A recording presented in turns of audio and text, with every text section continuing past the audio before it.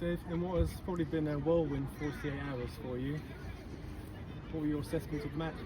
Yeah, I mean, the previous 48 hours to that, I was in Amsterdam on a stag do, so it was a bit of a whirlwind. Come back with a voice note straight off the aeroplane, and obviously I see there's been a change in management.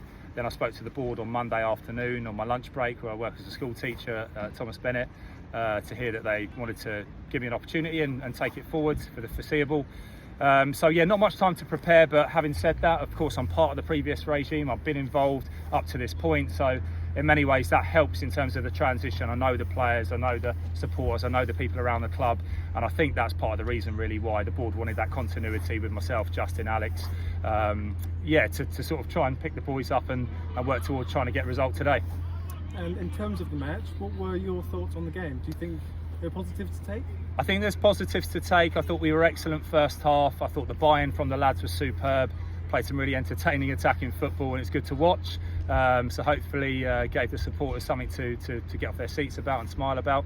We couldn't quite get the goal, although we did have quite a number of sort of half chances and opportunities and situations that didn't always end up with a shot at goal, but trying to sort of get the finishing touches and the icing on the cake wasn't quite there today. But you've got to bear in mind this is a team that's low on confidence, been asked to play a slightly different style this afternoon without any preparation or training. So I think from that point of view it showed really just the talent that is within the squad to pick up new ideas fast and go out and execute them. But obviously, as I said in the interview when I accepted the role, it's going to take more than one match to sort of get to where you want to be. Having said all of that, I felt that Cray Wanderers were an excellent side themselves, and you can see that in the second half they really came back into it strong. And where we couldn't quite sustain that level of performance, partly due to fatigue and fitness levels and stuff, they had a fair few decent opportunities of their own. In actual fact, I said to their manager at the end there, both teams could have won it, and probably a draw's a fair result. And I think just lastly, a question on a lot of Whitehawk fans' minds: what happens next? What are you expecting?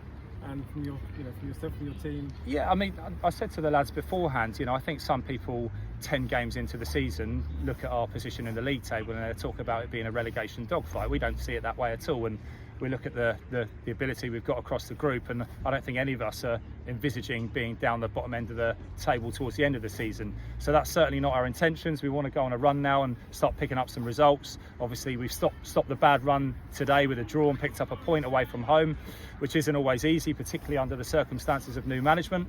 Kept a clean sheet for the first time in a while. So lots of positives. Our intention is to try and start climbing the table and get as high as we can.